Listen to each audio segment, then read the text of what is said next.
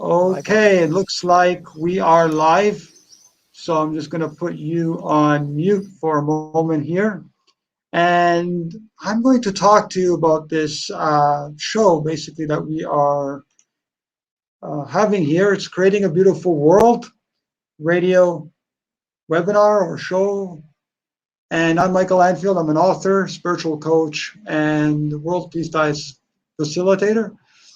And this is a new app that I'm using, or new website. It's called StreamYard. So hopefully it's going to work very good. It's so far working very, very good. We have a special guest that's on my right here, Mango Wadzak. And before I get to him and introduce him, I'm going to talk to you a little bit about what's happening, updates, things like that.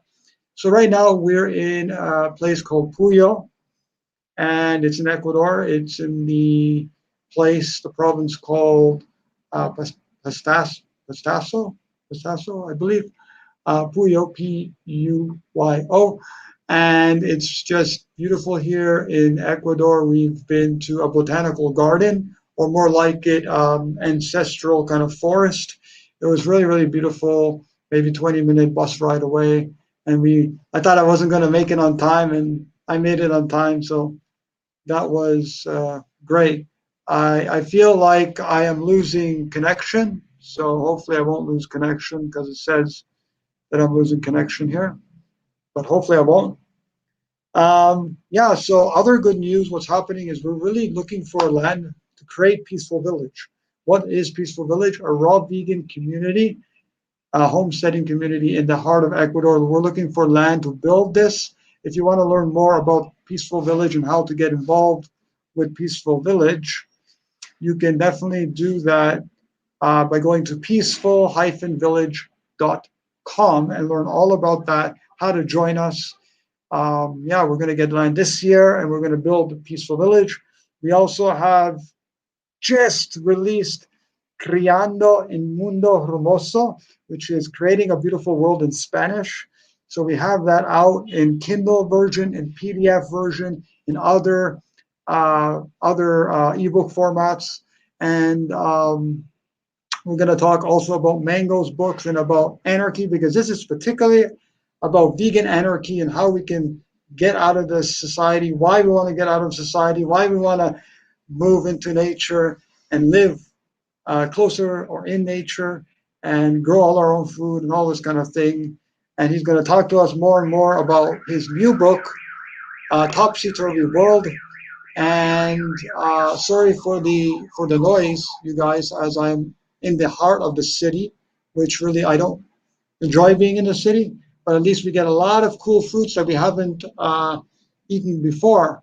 Right now, we just don't have much fruit varieties available to show you, but lot of good fruits that half of them I don't even know the names. I don't even remember the names, but some nutty, some sweet, some more sour, some vegetables as well. So anybody can be raw vegan or fruitarian. It's not a big issue, and we have to be yeah, motivated to like want to grow our food if we really don't like the industrial system with all the chemicals and monocropping and all that. Mango is going to show us anyways. So my latest book has been translated by my lovely soul path partner Aurora Ananda, and she took a lot of time to help translate this book called Creating a Beautiful World, which was published last year as a Kindle ebook and soon as a paperback. Once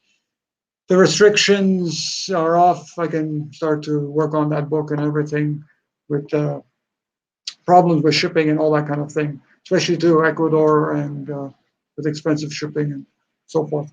Anyway, so that is the big news. If anybody wants to have updates or freebies, you can visit newsletter.weareinterconnected.com to sign up for the newsletter. Don't forget that this podcast or webinar will be uploaded. I think it's uploaded directly to YouTube, if I'm not mistaken. I'm going to be posting it to Facebook, hopefully, and to BitChute. So BitChute is an alternative to YouTube. It doesn't really censor as much content. And so it's, yeah, that's where I'm going to have my alternative channel as well. So I don't want to keep rambling on because I know I can speak forever. But let's talk to Mango and see what's really happening with his with his work and what he's doing there in Australia. Let's talk to him there. First of all, he has beautiful, beautiful birds in the background. You want to tell us about the place that you live in? Hi, Mango. Yeah, First of we're all, yeah. Hey, Michael, and hey, everybody else. Yeah, we're incredibly fortunate to be living on 2.5 acre property out in the middle of the bush. So at the moment, we've got a lot of birds around. What you can hear at the moment are rainbow lorikeets. They're in their gum trees. Um, Not sure quite what they're eating, but there's something up there that they're eating. They're either the gum nuts or maybe nectar from the flowers.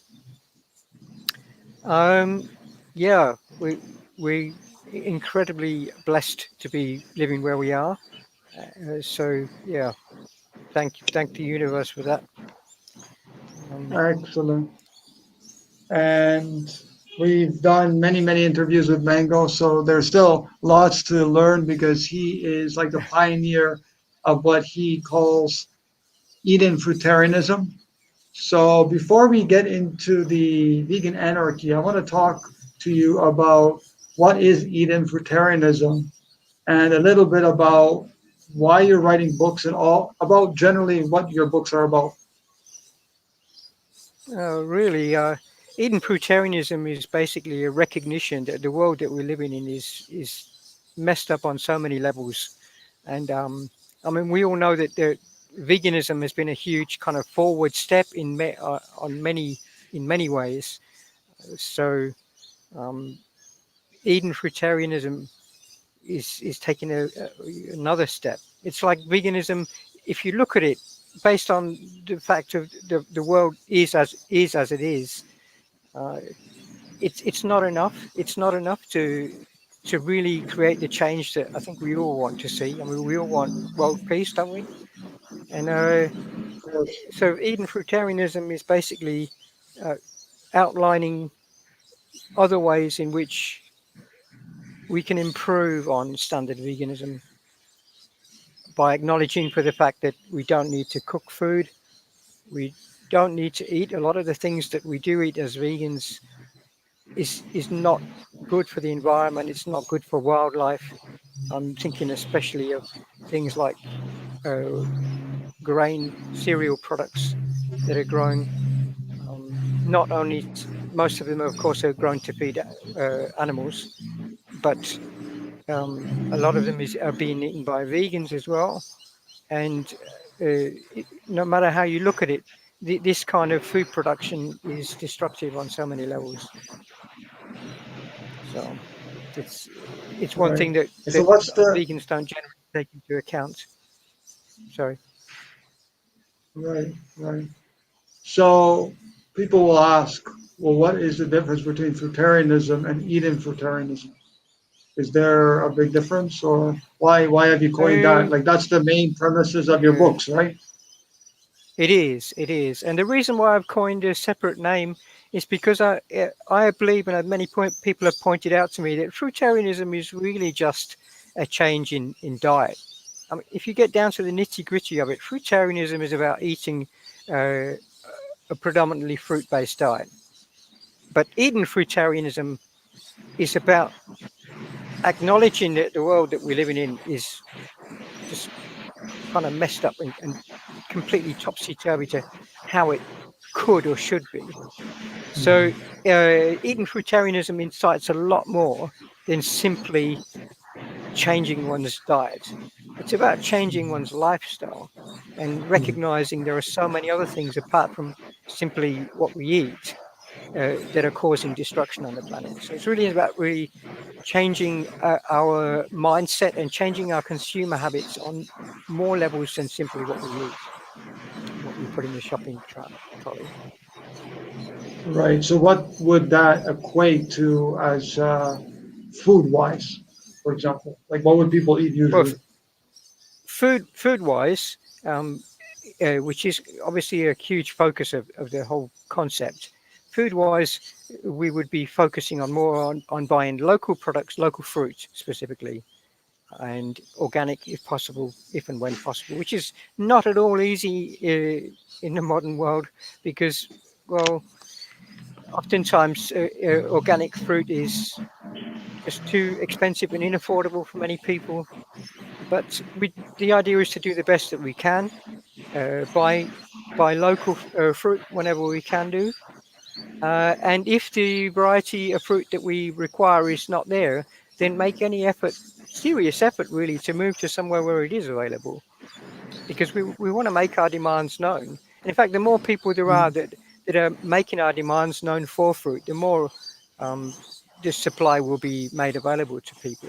Supply and demand, basically. So basically, Eden fruitarianism goes, it's like an extension of the ethics of veganism, where we don't harm, of course, non-human animals, and Yeah. where we also respect plants. So fruits are Yes. the least harmful of all plants. But what about in areas that you cannot plant fruits, for example? How can people survive as a fruitarian or Eden fruitarian? Uh, Look, there are places that people would argue that they can't even eat a vegan diet. And in much the same way, if somebody wakes up in an environment where they're an Inuit and all they've got to eat is seal blubber and fish, then I think they have a moral duty to move from that environment, really, to move somewhere where they can live in sync with the way that they think and believe. Right. So obviously there are going to be environments where it's going to be extremely difficult. But if you've really got that insight that what you're doing is not right, then make an effort to move away. Yeah. You don't have to live in the same spot all your life. Yeah, exactly. I mean, if we don't evolve, we dissolve. So we have to evolve, keep Yeah, evolving nice one. for Yeah, the better. And what I've yeah. learned actually today, when we went to it wasn't really even a botanical garden. It was like a whole, I don't know, nature reserve or something, where Mm, they're trying to protect the environment and everything with native species and non-native species and so forth. But what I was learning from the gentleman was basically that a lot of the indigenous people, and I don't know how long ago he was talking about, if that was 50 years ago or thousands and thousands of when they first, settled in the area. But basically, the people in the Amazonian rainforests in Ecuador at the time did not have much fruit to eat, so they would have to kill animals. He mm, said they would have to kill animals in order to survive. But of course, he himself, not being a vegan, has probably that mindset that it's not possible, or maybe people were always eating animals. So I don't know if that history is mm. correct or not. But I guess you're thinking that, um, maybe this, I don't know, like that just got me thinking. So I don't know. What do you have to say about that? Yeah. About people living Well, thousands of years I ago. think, yeah. I would question whether that's true or not. And obviously, as you say, the guy is coming from a point of view where he doesn't really understand the idea of eating fruit and doesn't recognize fruit to be the unique food that it is. But I mean, Right. I've read that the natives in the Amazon recognize over 2,000 species of fruit that are growing in the jungle. I mean, I don't, obviously, I can't vouch for that being true, but I would imagine there's a lot of fruit in the jungle, in the Amazon jungle, that we just don't know of because it's not Yeah. made commercially available to the West. Yeah. So I think that he's probably not. He's not. I wouldn't say he's not telling the truth because obviously he probably believes what he's saying, but it's not a reflection of reality what he's saying. I think that the fruit was there. But having said that, I do think that the Amazon is an extremely harsh environment to be living in, regardless of whether or not there's fruit there. I think there's so many biting insects and other animals that you kind of make the environment inhospitable in many ways for us smooth-skinned monkeys. What about the idea that if we live in harmony and we try to, you know, just eating fruit and really truly live the Eden fruitarian way, wouldn't Yeah. that wouldn't that like more or less protect us from harm? Because we're not doing as much harm as other people. So wouldn't that kind of, I mean, of course, we're not going to be invincible or anything, but I've noticed when I went mm, vegan, and then yeah, as soon as I started to eat more and more fruit and include that yeah, into my life, I noticed that less harm was coming to me. Even though, of course, I had a yeah, lot of challenges in my life, but less harm was coming to me. And I remember yeah, before I was vegan, a lot of problems. I had many problems with yeah, my life in various ways, a lot of challenges. Now the only challenge is how to get out of the system and avoid being being thrown yeah, in prison by governments and yeah, police for being yeah, so-called illegal. So how yeah. do we do that? No, And how do we get our I own can really land? relate to. Yeah, I really relate to what you're saying. I mean, it's so true. I think that I've certainly through my life, I'm in a position now where I have very little harm that's ever done to me, because maybe because of my lifestyle changes. But Mhm. I don't think part of that reality is that I'm not putting myself in a situation where I'll be harmed anymore. Right. So I think if I went into the jungle, and I know there are places down here on the coast where you just cannot. They're just like mosquitoes. They're so thick that Mhm. you're going to be eat, eaten alive. Bitten all day Yeah. long. Even in the full sun out in the open, the mosquitoes are all over you. Yeah. So I want. I think I do acknowledge that those places exist, but I just don't want to go there. That's the way I'm avoiding harm. But Well, of I course. don't I like to. mean, Yeah, I wouldn't go there and expect not to be harmed. I think that right. I would be very miserable living in an environment like that. Yeah, Right. Now there are, of course, in Ecuador there are many different climates. And most yeah, of the place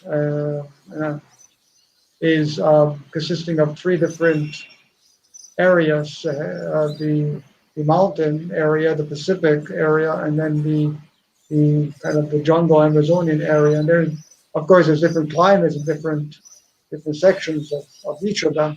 yeah. And I've noticed that some are less kind of wild, as you can call it, like less Mm, private than others. Others are more like people can live there and people can grow food and all this kind of thing. I've been in yeah, yeah. two communities, three communities already in Ecuador. Um, Mm, the first one was Food Haven. The second one is Terra Frutas, and then we went to also a place called Evolution Eco Village. Wonderful mm, places, wonderful yeah, people living there, and I recommend people going and checking out these places and seeing if it resonates with them, staying there long term. Just go yeah, out to nature and see, connect with nature. See if you can use internet less and yeah, just be out with nature more and can reconnect with our true inner being. for And sure. but let's go on to the topic of anarchy because that's what your current book that you've released, a newest book called Topsy Mm, Turvy World. It's basically yeah. vegan anarchy. Can you explain what that is? Actually, what your interpretation of anarchy is? Well, anarchy for me is a huge part of Eden fruitarianism. Unlike fruitarianism itself, which is basically a change in diet, Eden fruitarianism fully embraces anarchy because uh, the opposite of anarchy, which is having government and having authority over you and having somebody rule over you, is kind of like not the way the world should be. If we really want true peace, we have to have autonomy as sovereign human beings. So this is this is basically what anarchy is. It's not about any violence of any kind. It's just about reclaiming our sovereign birthrights, which have been stolen from us at birth. Right. So, yeah, understanding really that we're not free. That we're not free so long as somebody is telling us what we can do and where we should live, and that we have to even pay just to sleep. So that, and I've read your book, Yeah, uh, and it's incredible. Um, I thank you. don't know a book that really sums up everything about what's happening in this world that we're living in, Yeah, especially people that are living in society. We just don't really know what's happening because we're like this with blinders on, Mm. and we think that what we're doing is normal, natural, necessary. We think what we're eating is normal, natural, necessary. We think what we're doing. We think every moment of our lives. We think the governments and society is there to protect us. Um, even though many people might think that, yeah, governments are corrupt in some way, but they think there's no way out. We just need to, continue paying taxes and continue living in the system where we're given all this stuff, the food in supermarkets, our water, and our energy needs. So Mm. it's really sad. Can you give a little brief introduction about your new book Yeah, actually, just to and show the show the cover? book Yeah. here, it's yeah, topsy-turvy word. I don't know if you've noticed the Wow. picture on the front, Michael. Have you ever paid attention to that picture? It's Oh like no, you've a probably like never seen a it even. But if you turn it upside down, it's actually the right way around. ah.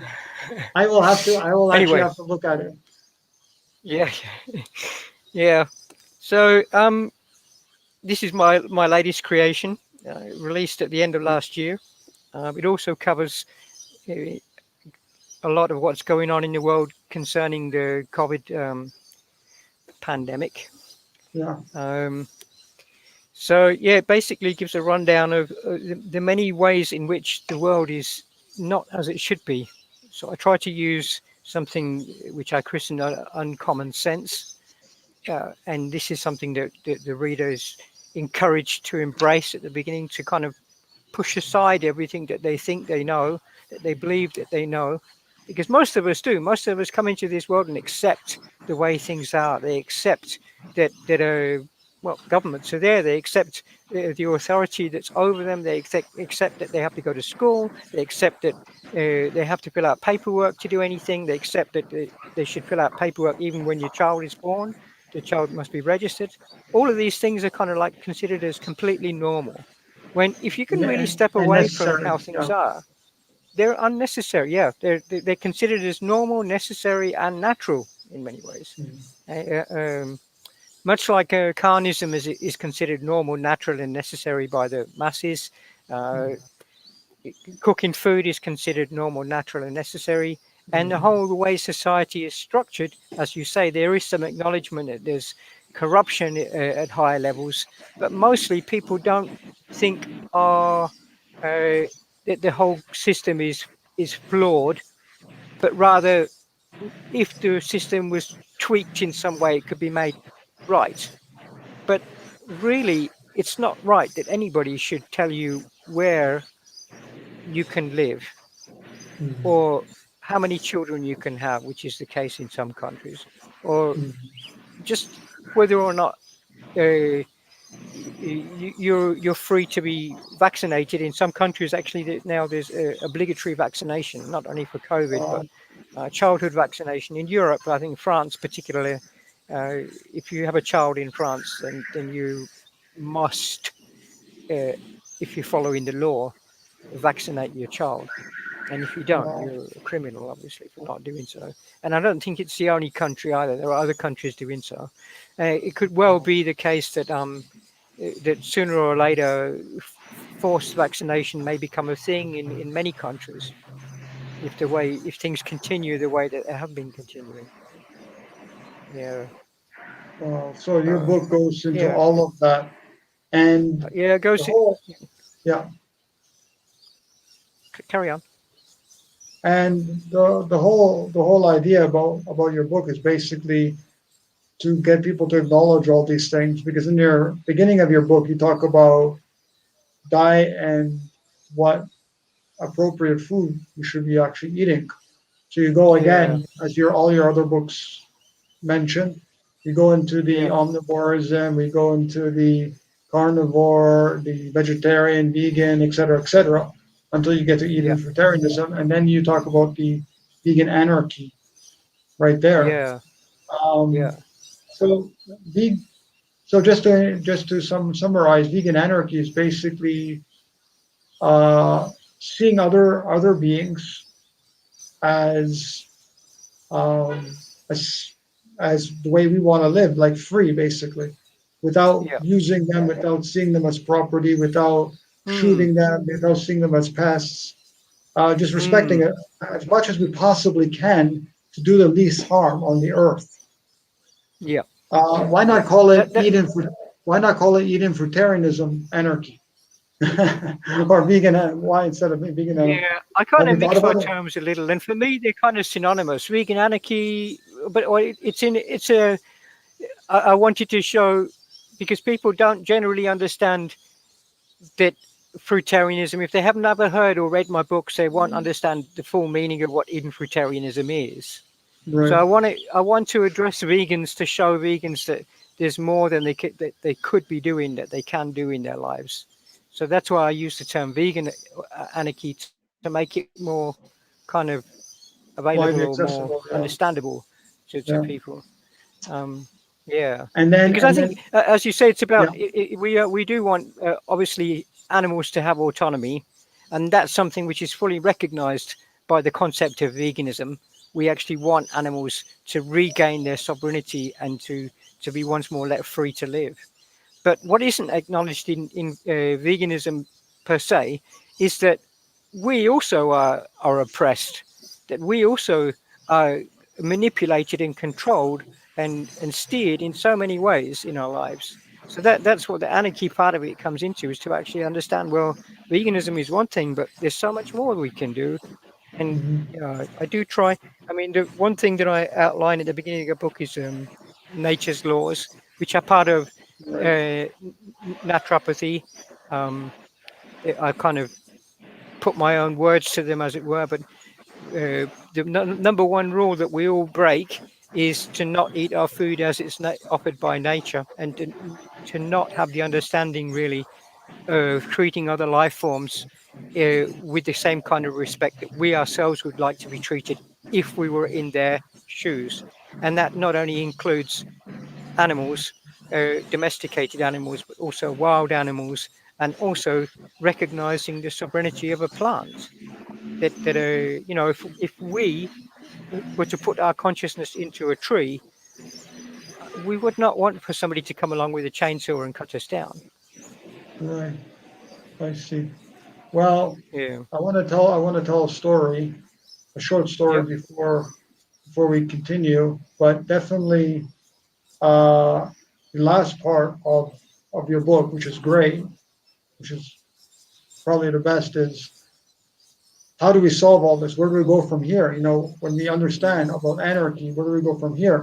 And I got a yeah. question also about what about people still living in the city? Is it actually possible to create an Eden fruitarian world living in cities and towns? Or do we really need to get out into nature and start having small knit intentional homestead communities? Yes, What do you think? yeah. I absolutely. I don't think that city life is at all synonymous with Eden fruitarianism. It's not, because it requires mass food production for the people that are living in the city, and not done by those same people that are living in the city. So in other words, you've got land, vast tracts of land that can spread over kilometers of square kilometers, more even, of Mhm. people growing the wrong kinds of food to feed those people in the city. Plus, you've got all the things in the city that come with it: city life, the sewage waste, the pollution, the traffic, the concrete that's everywhere. That's kind of like suppressing nature in so many ways. So I do think that if you're to embrace the idea of Eden fruitarianism, one should do one's best to escape city. It's like Yeah, this a and we're sinking so ship, really. I think it's so exactly, and we're destructive. so much relying on governments for everything, for our food, for our We water, do. for our energy, like we Yeah. mentioned, and they want Yeah. us in cities and towns because they can control us more.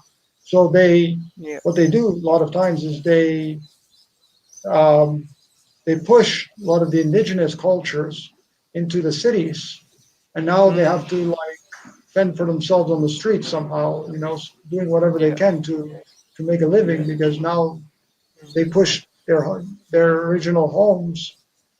Yeah. They pushed them into the cities, which is sad. But That's one right. story And they I make want to them. say. Yeah.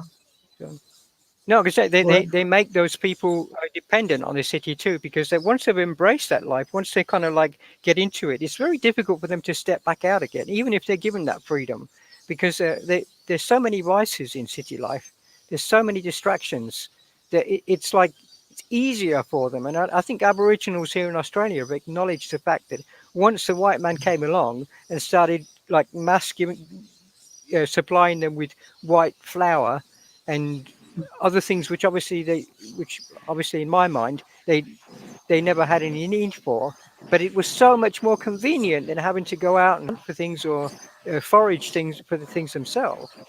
So they became dependent very quickly, and they were kind of like, well, I couldn't go back out there because it's just so easy.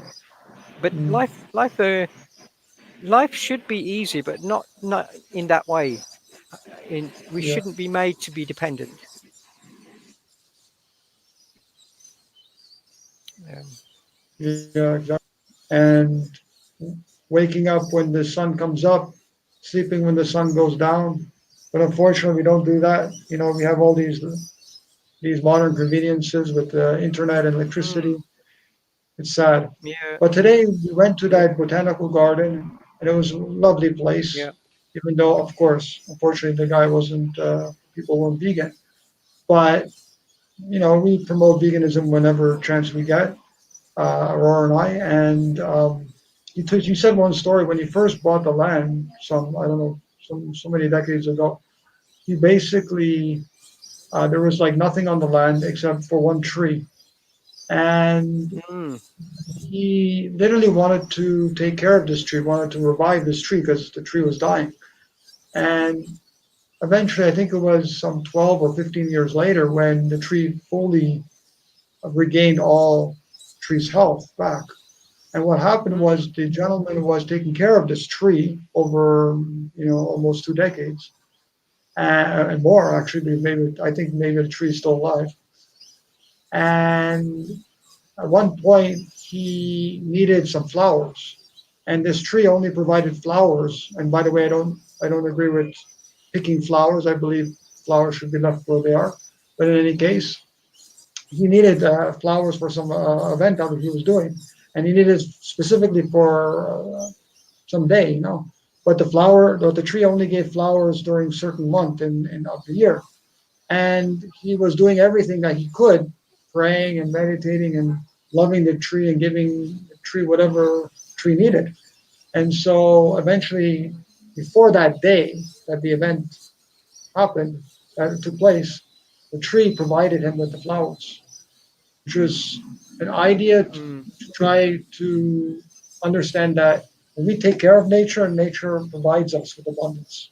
You know, mm. so to Absolutely, take care absolutely. of all Yeah, the beings, everyone that's in the forest, yeah, to yeah, tread as lightly as we can on the in the forest, preferably walking yeah. barefoot, and Absolutely.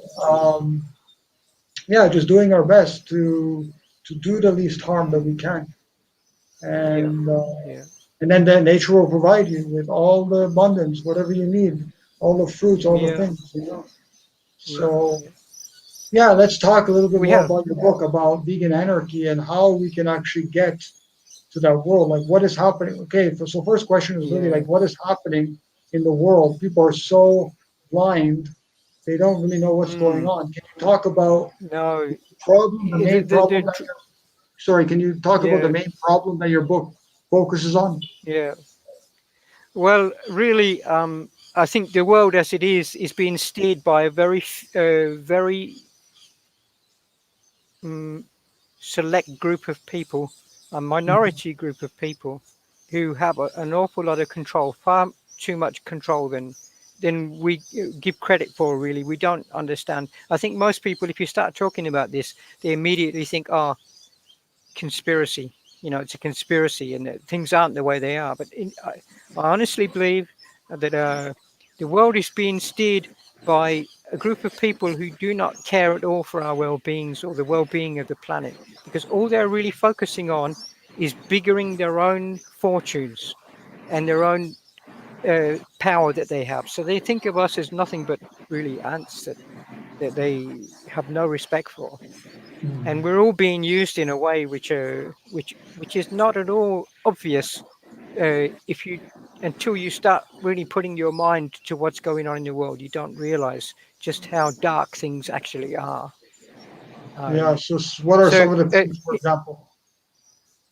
What are sorry. some of the things, for example, the dark things like taxation? What like talk about the things Well, that are the taxation, problems. the taxation, everything is about money, Michael. So taxation Yeah. really is all about really taking money from, because people think that the government is there in some ways to protect us. But the reality is that government is being steered by the same people that I've just mentioned.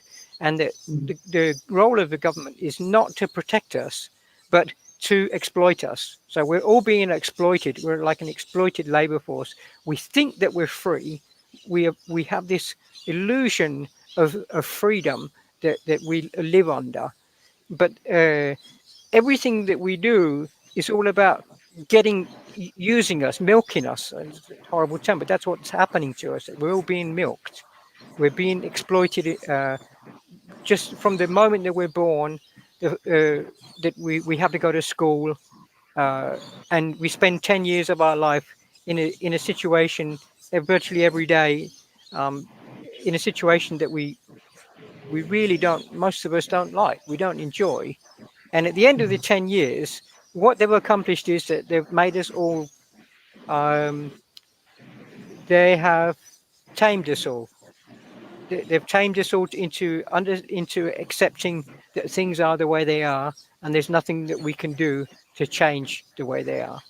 So that's the whole point of school, really, not to learn anything, because most of us come. If I look back at the years that I wasted when I was at school, there was nothing really that I learnt that is any use to me at all throughout the rest of my life. You know, before I started school, I was already reading and writing. I could do basic maths. Maybe I learned a bit more mathematics or computer science or something, but nothing helped me really. Nothing was of any use to me. It was really a bind. It was just a way to oppress my spirit, and kind of make me accept that this is normal. This is normal. And for most people, that's exactly what it is, normal. But the way that we have to change things is first and foremost, even though I've talked about this ruling elite that's out there, minority ruling elite who's steering the planet, Mhm. it's very, very easy for us as individuals to put all the responsibility on them and say they're the ones that are causing the harm in the Yeah. planet, environmental destruction. They're the ones that are steering it all. And by doing that, we remove any responsibility from ourselves. And that's precisely what I think we should not do.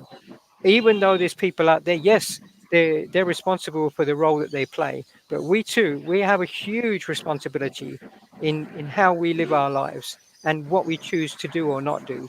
So the very first thing that we should all begin to do is examine every way in which we spend money. Money in itself is something I think that eventually, when the world is fully returned to an Eden-like state, it won't be necessary. But at the moment, unfortunately, it's I don't really see a way how we.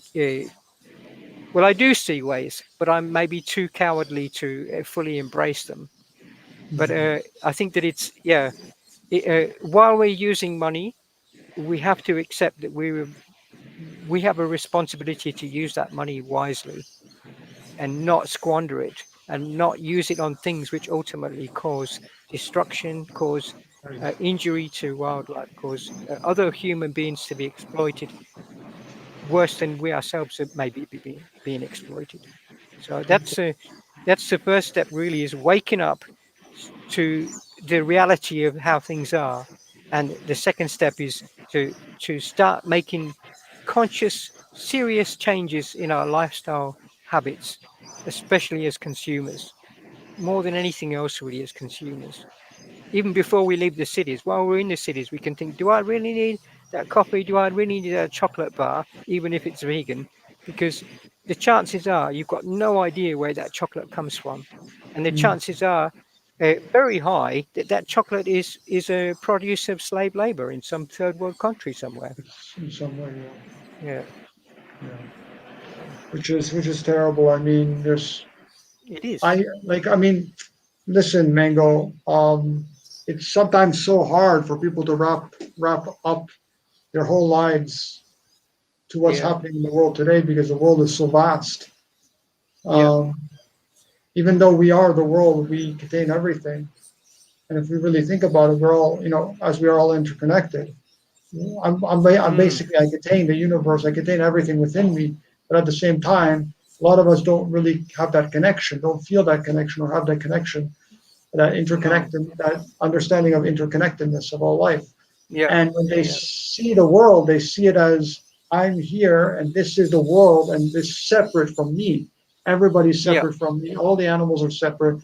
Very good Government is point. separate, everything. So they're basically blaming and shaming, and they Yeah, can't really see the whole picture. They cannot mm, make the connections because basically the majority of the population are not intelligent, because intelligence no, is really the ability to make vital connections. And so, how can we mm, make vital connections when we are consuming the foods and consuming the products that are disconnecting us from our true spiritual nature? mm, mm. Suppressing all that within us, suppressing the love, the Yeah, compassion, the empathy, it does. nature, That's very true. everything. It's very true. And so when we talk It's to people about this, I mean, the topic is so vast because everything is included. The way we yeah, eat, what foods we buy, living in the city or living in a small village or out in nature somewhere, what we buy, other things that we support, government services that we support if we're living in a city or town.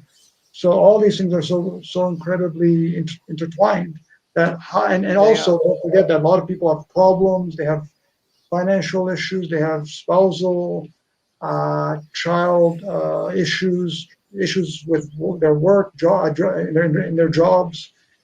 They have health issues. They got all kinds of problems, and they're like, "Oh, I don't want to worry about veganism. I don't want to worry about animal suffering," because they got so much problems on their mind. So where do Mm. how do we like sum this up? How do we get people to wake up? How do we get this? How do we get back to the Eden world? What can people do? It's a daunting task. It's not something which can ever really be achieved overnight. It's something that we have to do one person at a time. So there's no way that I can change the whole world, but I can change my own world, and I can influence other people by writing or by talking with them and explaining to them the way that I feel. And oftentimes it will fall onto deaf ears because people won't be ready for hearing it. As you said, that actually the more you like, once you become vegan, it makes you start to question things that are going on in the world more so than before you were vegan. So that's a kind of a step. It's like it's a mind clearing as you're going along. And I think that once you start eating raw food and stop cooking food, which is sludging your mind and it's clouding your thoughts, then you begin to see things more clearly. So you understand more what's going on there, and more than you did before you had made that step. And if once you start eating more fruit, I think it's even more so. You start to see things much more clearly than you have ever done before. So you understand, you kind of recognize that things aren't the way that you've always thought they are.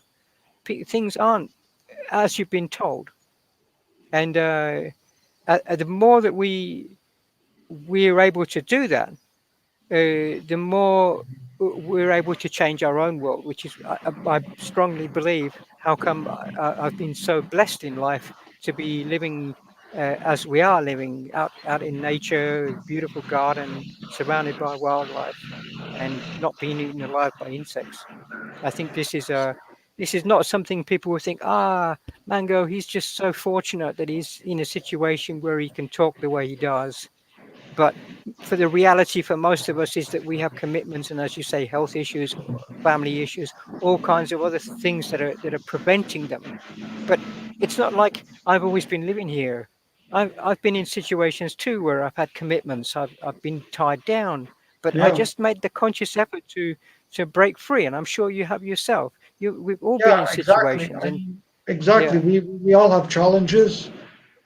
we do. Before I had more challenges. I had problems, tremendous problems with financial issues, tremendous problems Yeah, when I was living in the city full time, tremendous issues yeah, with my blood family and all this kind of thing. And then I eventually slowly I broke away from that. I understood slowly by Yes. reading many different books and Yeah. watching documentaries and things like that. And I Yeah. realized that it's a slow process because nature is slow. Nature is trying to be patient. So we have to be patient too, every step We along have our to. journey and Yeah. understand that these steps are necessary. We cannot jump in a cold water.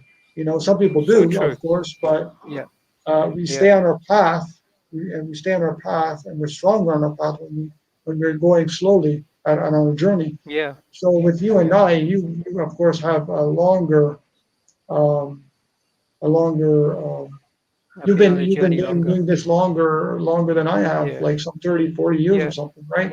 So I mean, Yeah. you have the experience and everything. I've been doing this for 12 years. I've been meditating even before that, and starting Yeah. to become aware, like something within me just didn't want to consume animals and animal Mm. uh, people call animal foods, animal secretions, and things like that Yeah. that come from Yeah. sentient beings that really didn't want to die. They wanted to live, Yeah. and Yeah. we should not be stealing from anyone, all that kind of thing. So That's a understanding huge all, wake up call. yeah, There's a huge that the veganism really is in many ways key to. It's like that initial step because until you've done that, I think you can have an understanding of things, but you really, even if you understand, you might have that understanding. Hang on a second, humans are being oppressed, but while you're still oppressing other beings, you have no right exactly, really to try and claim your own freedom. It's like you're saying, I exactly. want my freedom, but these beings, I want to keep oppressing them, and that's like a conflicting message for the universe. Exactly, and So people that's don't why veganism realize is incredibly important. it's so Sorry. important. Exactly, and that's why a lot of people can't make that connection. They blame others, government, or the Yeah. way industry is, in the industrial practice of food production, for Yeah. example, and they'll blame them. But then they go into the stores, and most of them would buy the same things That's that right. they're against, Yes. or like, oh, I don't like Yeah. government because I got to pay tax and all this kind of thing, and they while they do that, so Yeah. so Yeah. contradict, Yeah. so contradicting Yeah. themselves. I But think. I think also what is really important that we need to touch on is I talk about all of these ideas also in my book. So if anybody really wants to learn more, they can read my books or Mango's books as well. Um, and that is about, and I want to ask you the question also, that when people go vegan, a lot of them also awaken, as you mentioned, to the deception of the governments and to the corruption of the different cities and towns and so forth. And but some of them are still stuck for 20, 30 years or 40 years eating cooked, Mm, burnt mm, fare, and they can't seem to get out of the mentality, and some of them even supporting, some of the vegans even supporting, and many even supporting mm. vaccinations, the COVID vaccinations, for example, all of this kind of thing. And I got to thinking after just observing and living my life that a lot of these people are not eating healthy. A lot of these people are eating high fat, fatty foods, fried Mm, foods, even vegan, mhm. processed foods, all this kind of thing. And I think a lot of times that is clouding their vision and their mind and their hearts, because I felt that every time I incorporated more fruit and vegetables into my, especially fruit, into my life, I noticed that I started to think clear. Mm. Maybe in certain aspects I'm still kind of slow or whatever, but I started to think more clear. I started to understand what's happening in the world, to see Yeah. through the deception of the governments. What do you have to say about that? Yeah. Yeah.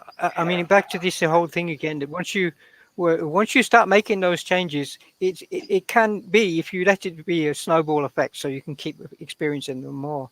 I think at the beginning you just said that a lot of vegans wake up to the fact that the government isn't what we think it is, and the reality of the situation in the world. But I actually think majority of them don't. I think the Mm, majority of them don't, maybe because of the fact that their minds are still clouded, their thoughts are all foggy. yeah, So that hasn't happened yet. But But if they, and a lot of people don't make changes, even if they do realize they don't make changes. And I think that Right. boils down to addiction, because addiction is an incredibly strong thing, and it stops people making changes. It's like Yeah. you might realize, at some level, you might think, okay, there is some truth to the fact that if I don't cook my food, it's going to be more healthy for me. But I really want to eat that stodge. I really want to have that vegan lasagna or whatever it might be. Yeah. And people are incredibly addicted to it. So even though they have a realization, they don't break free from it because they don't want to, and that they don't want to because they want to keep being addicted. They want to keep feeding that addiction. And it's like somebody who's smoking cigarettes. Ah, I'll give up. I know it's not good for me. I'll give up, but not today. Yeah. And they never do give up unless Yeah. something critical happens. They reach a healing crisis and they're really not given a choice. But people don't. Addiction is incredibly difficult to break, and Yeah. that's where we need to work on ourselves, on our mind, and question, why is it okay for me to keep harming myself, even though I know I'm harming myself? Why is it Yeah. okay for me to do that? And there isn't really a good answer to that. And I think it's incredibly important for whatever it might be in our lives that we're doing that's harming us or harming somebody else. We should be questioning that Yeah. and And some trying to people don't eradicate think. it from our lives. Yeah, and some people Yeah, don't think that cooking or burning our food, because basically cooking so-called food is really burning our yeah, food, right? it So is burning your food. Yeah, some people don't think that what they're doing is harming. They think, oh, I'm not yeah, harming animals because I'm not eating animals, yeah, so that's or yeah, animal secretion, so that's okay. yeah. But the way I see it, because I can only talk about my own experience basically, and the way I Mm, see it is that there are different levels of consciousness and awakening or mm, awareness. And yep, when you go vegan, that's kind of like one awakening, especially if you do it for ethical, spiritual reasons, like really yes, connect to other beings and understand that I yep, don't want to use them for anything. I don't want to use them. I don't want mm, to take anything that comes from them. That's the first step. And then later on, starting to have an awakening about not burning our food, not cooking our so-called natural food that is not natural anymore. And yeah, then that's another kind of awakening in a sense. And then another one is maybe with the government, corruption within the government, and then understanding that finally the next step is maybe like completely leaving society somehow without yeah, getting, yeah. I don't know, getting That's right. in That's right. There are trouble. many steps. Yeah. Yeah. We don't have So to I think, take the steps one at a time. We just have to take whatever step that we can. yeah, I we think just the flow. only We one I just flow think that we basically. must kind of, sorry, We just flow with life, and flow. once Yeah. we start Yeah. Yeah. to be more Yeah. conscious, then we start to realize, okay, I need to do this. I need to get rid of cooked food, or just in a feeling, like, because for many Yeah. years Yeah. I've been eating so-called cooked foods, and I was just so addicted, even though I read your books and I read so many books about why it's so important to eat just fruit. And it took Yeah. me many, many years until that happened. So I think it really is some kind of like aha moment or awakening or some kind of awareness. And then you start gradually reducing. Well, as some people, they Mm. gradually reduce salt and oil and these things are not healthy. And of Yeah. course, burn food and all that kind of thing. So I think it's Yeah. really about, for me anyways, from how I did it, it's about Yeah. just being aware and understanding, do I really want that food? And then feel inside me, it just feels like, hello, Kreta, how are you? What do you have there? Some mangoes? Lovely. Yeah. That's what you've got, Krita. Oh, yeah. Uh, Yeah. so really, Yeah. just to sum up everything, Mango, what is the Yeah. takeaway message of Topsy Turvy World? You want to again show the book cover to people? Yeah. Yeah. It's Topsy the book. Turvy World, Vegan Anarchy, Yeah. and they can buy that on your Vegan Anarchy. website. They can get it Yeah. at your website. Yeah, Uncommon Sense. And you know what I really love too? I really love that terminology when you say, I'm a brainwasher and they're brain selling you. You know, I love that. Yes. That's yeah, You that's know, true. and I keep using that. I keep using that word for other people, like brainwashing. Like I'm Yeah, brainwashing someone. Like like, oh, they're brainwashing somebody for using a mask. But like now I'm realizing, no, they're not brainwashing. They're brain selling. the brain selling. Yes, very true. Yeah. Very true. There's a lot of Yeah, there's yeah, a lot of words and phrases now that we have to kind of change or improve. But I think yeah, there yeah. should be one day an Eden Fruitarian dictionary, so called. Yeah. So Yeah, I was always thinking about that for many years, and I was also thinking about a recipe book, the yeah, something to do with raw vegan, but the lazy recipe book or something. So yeah. I'm coming up with these all crazy ideas, but I have like Yeah, my yeah, latest book, Creating a Beautiful World, really touches on why it's so important to go vegan and the next yeah, steps go raw vegan and even Eden fruitarian. And the whole premise is really that Eden fruitarian is really the solution to all of the problems that we're facing. Maybe it's not they're not going to be solved right away overnight, but they can be solved. Um, within a matter of a few decades maybe if yeah, a lot of people embrace it. And so yeah. yeah. So what Well, else? we as humans, we have the capacity to do many things. You know, humans can accomplish Yeah, really whatever we collectively put our minds toward. So the idea of Eden Fruitarianism, a world that's fully at peace, is not yeah, some airy fairy idea that's impossible. It's not an impossibility. It's very much a possibility. It's just a question of attaining critical mass. Really, once enough people get on board with the idea, then mhm, all things are possible. Really, no matter what the idea is, if enough people are behind it, we can yeah. accomplish whatever we choose to. I really think Exactly, that. exactly. So I think. to sum up everything, what are the three main points, especially to your new book, that you want to sum up to give like a brief message to everybody, like a sum up message? I well, I think I always make a big deal about veganism, understanding that if in order for ourselves to be and no longer be oppressed, we have to start by not oppressing others. So that is why really I make such a big deal about changing consumer habits and being more conscious and more aware of the effect that our own lives have on the rest of the world. So until we can do that, we don't really have any moral right to be saying, "Hang on a second, I don't want you to do that to me." If you're going to keep on doing similar things or worse to other beings, so I think that's a number one, to have that understanding. Number two is, as always, I think with my books I mentioned that understanding that what you put into your body, although it may appear at a certain level to be harmless, oftentimes it isn't. In fact, most cases, most people eat things which are harmful in many ways, either by cooking them or by the way that they've been produced, where they've wasted a whole field and grown one particular type of food, which is totally against nature. It goes totally against the Exactly. biodiversity, which is natural within the world. You know, normally if you look at a plot of land that's just growing wild, you probably find hundreds of different types of plants growing there. But the farmers, they make it so there's only one thing grows over acres and acres of land.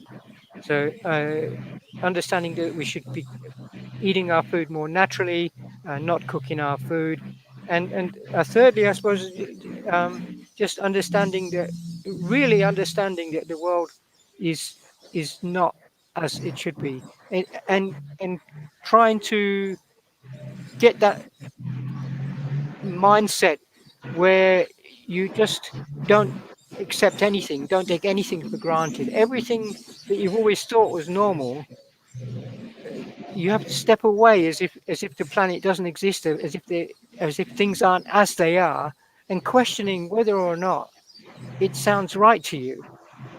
Because if we can put ourselves into a mindset um, where we kind of fully disregard everything that we've been taught. Imagine that you're living on a completely clean world, and you're the new people that are going to populate that earth or going to live on that planet, it makes sense that we want to live in fairness with each other and in true justice and treat each other in a nice way, not only ourselves but also the other beings that are living here. And that's exactly what we don't have now. There isn't fairness. There isn't fairness in the justice system. There isn't fairness within government. And the whole, basically, I would say that it can never be. You can never have a just dictator. There's no such thing. If somebody's dictating to you, then they're not just in the first place. So you cannot have a government which, on all levels, is completely free of corruption and completely Right. working for the will of the people. That's an impossibility. It's an impossibility. Yeah, and one other question before I just pause you for a moment find Yeah, before we end this show, sure. because I want to end it early today. Is that a lot of people I've noticed, a lot of people are talking, or some people at least, are talking about how there are groups of people that are going to put Bill Gates and they're going to put all these, government people that are, Fauci and all these people behind bars, and this is the solution. Let's just bring on new politicians that will make things better. Do you ever think this system that we're living in currently with government structure is ever going to get better, even if the most noble person comes in so-called power? Do you think we're ever going to, No, or do we it need to really? can't. Yeah, if you could theoretically imagine that there was such an enlightened person that could come along and say, okay, this is how we're doing things. Everybody lives for a finite time on the planet. So even if some theoretical situation, somebody could be completely just and say, hang on a second, this compartment is doing something fishy, and the books are being fiddled, and this isn't being done properly, and they could really kind of like steer things in the right way. It's only a question of time before that person is ousted anyway. Everybody's in term for only a short time. It's never going to happen. The idea of government is constitutionally corrupt, and there's nothing that can be done about that. Even though people think, oh, the original US Constitution was so good and it wanted the rights for everybody, it was always written by a group of people that kind of that were elitists, and they want power for themselves. And the fact that things can change so easily shows how inherently corruptible things always were, really, because things, you know, we don't have we're no longer sovereign beings on this planet. Yeah. Well, we are. We're So all sovereign beings, but the we don't have society wants us to to. think that we're not. Yeah, Yeah. So we don't. yeah. But we basically cannot change the system to make it actually to make it like Eden paradise. There's no way to. I mean, some people will say, "Well, I vote because that's the only thing," and we got to try to do something, and they try to change the system, try to Let reform me the say. system somehow. Let, I understand what you're saying, and it's the same with where I think I like to make this comparison that with animal welfare, people say, okay, animal exploitation, it is bad, I acknowledge, but what we could do is tweak it and make it nicer so that animals get to live a nicer life and with their family and get to go outside more and get more proper food to eat and kind of things. But these are welfare tweaks that acknowledgeably would benefit the animals in some way and make their lives less difficult than it is. But much in the same way, if we're going to make welfare changes to the whole system to make things nicer for us, the underlying problem is that nobody should be telling us how to live our lives. Nobody should be Right. telling us, Michael, you're not allowed to live in Ecuador. You've got to get back to Canada now. This is Right. inhumane. Somebody can do that and say, no, you're not allowed to. Why? You have as much right to be there as anybody else. And by the way, we're all sovereign individual Yeah. earthlings, so nobody has the right to tell us Yeah. where to be. But I'm in a place called No. Ecuador, and I love it so far. And I'm Yeah. just going to read off something before we close this Yeah. thing, and that is that Aurora and I right now we are creating something what is called Peaceful Village. It's going to be a raw vegan community, homestead community, Hmm. probably the only one in all of the world that I know of that is completely raw that's going to be completely raw vegan. Um, we're going to, and let me just talk to you a little bit about it because you can find out the information if you want to learn more about Peaceful Village in Ecuador. We're creating it right now, the physical community. It's been slowly progressing to where it is now since 2014. So it's been taking a long time to get where I am today. I've had to do a lot of inner work. I had to do a lot of outer work as well to get to the point I am today, to find the perfect partner to work with, to create this magical place that people can themselves can uh, create something like that, something similar, by going to the forum, which is just forum dot, and I'll put all the links below, but forum dot peaceful-village.com. They can, this is a forum discussion board and things like that. They can learn about how they can join. So it's basically Peaceful Village, peaceful-village.com. And basically, we are a raw vegan community. Our main focus will be raw veganism, even though we're going to have a small little, I guess, a little building with some kind of cooked fare, but only for people to transition to a better way of living, to show them that it's possible to transition to live completely raw, and eventually our aim one day uh, is to be eaten fruitarian. Of course, we're not all there. We're all on different stages of our journey, but definitely it's completely forbidden to have anything that comes from animals on the land there. So any clothing of animals, any animal food, any so-called animal, I don't even like to call it food or products, but anything that comes from animals, their bodies or secretions, even the allowing of pets or sanctuaries is kind of forbidden.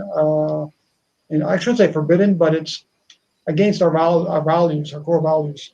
And so really we want to also try to specify growing things veganically or in a vegan permaculture way. So that's what we're going to be doing without any kind of animal inputs like blood meal, bone meal, manure, any animal manure. We'll be using our own excrement, our own urine, and also no harmful chemicals as well on the land.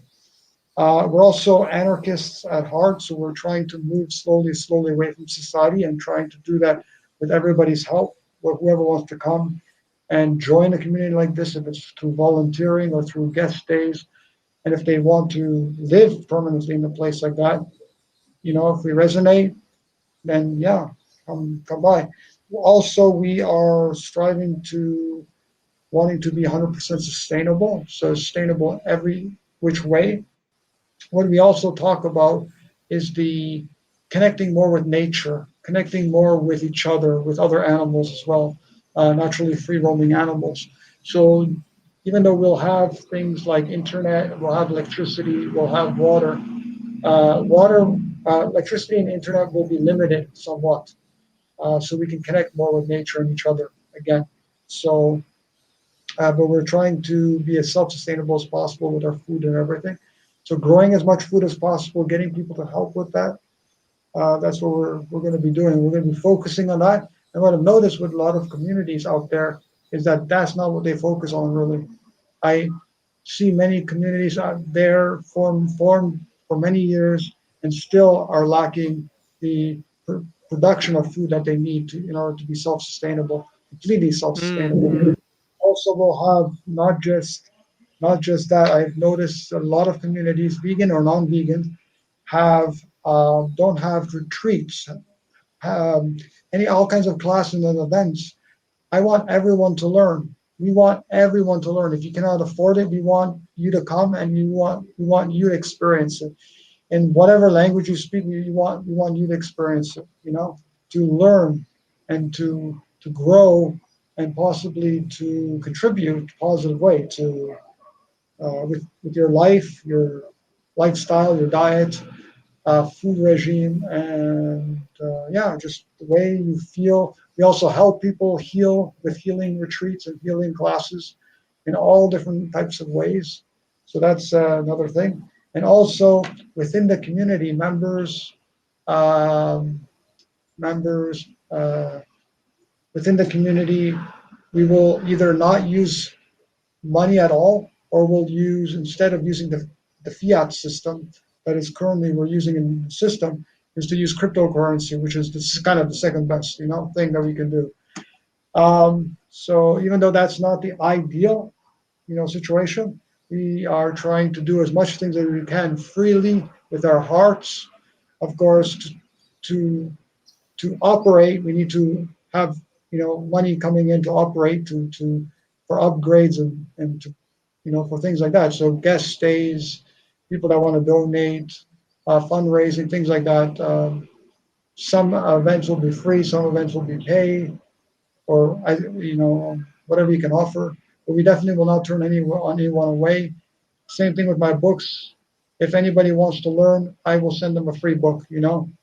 I I really just want people to learn and people to be to understand what's going on and to join this peace movement, really what it is. And also, the last thing is to our forum that we have, and we're going to get eventually the full website up and going. But the fourth thing, basically, or the last thing, is we teach others how to create their own peaceful village or a similar community. And so that's something that people are not really doing, what other communities are not really doing. And another thing that we also have to do and have to strive to um,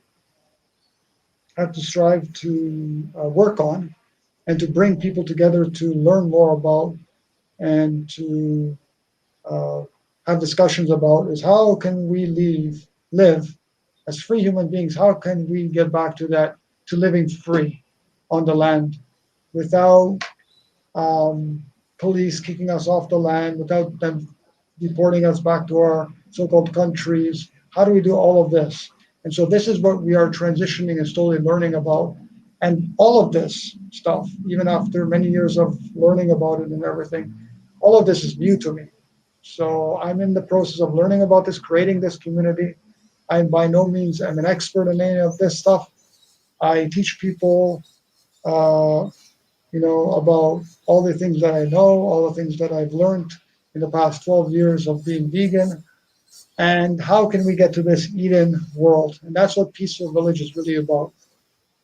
So once again, Mango, I want to thank you so much for being here. Your website is fruitnut.net.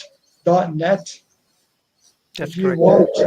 If you want to check out all the links, all the pages that I mentioned, it will be linked down below in the YouTube description, as well as the BitChute description and Facebook as well. So I'll be posting that as well, within the next week or a few weeks in some time. And any last words you have, Mango, for people that will No, watch this on I thank you very much for the work that you're doing. I think it's a wonderful idea, the project of yours, Peaceful Village. It's yeah, surely going to help towards creating a better world. So Yeah, thank you very exactly. much for that. Thank you Yeah. so much. And I'd And like to say the same also. If anybody wants to read any of my books, just ask me and I'll send the PDFs to anybody who's interested. thank you so Happy much, to give Mango. away. Thank you so much, Mango, again for what you do and being on this webinar. I tried to keep this as short as possible, but I know there's so much to cover that it can go on for hours and days just talking Yeah. about all of this. But definitely we will keep you posted when this video is going to be uploaded. It should upload, I think, automatically to YouTube if I'm not mistaken. And then I'll edit the description and everything to include all the links and everything in there. Mm-hmm. If anybody again wants information about myself or Mango, fruitnut.net and weareinterconnected.com is where you can find my books and information about myself, and peaceful hyphen or dash village.com. Again, I created that name many years ago. Now I don't know, maybe village is not the right word, but we want to create a peaceful world anyways where no one is harmed, everyone is living free, and where we just live in harmony with all of life and help one another to do the best that we can feed ourselves, clothe ourselves, or rather unclothe ourselves, and to eat as much delicious, nutritious fruit as possible. So again, once again, thank you so much, Mango, Thank you. for being here, and we will talk in a future video. Take care, Mango. Thank Yep. you. You take care too. Bye. Bye bye. Yeah, I'm waiting for you to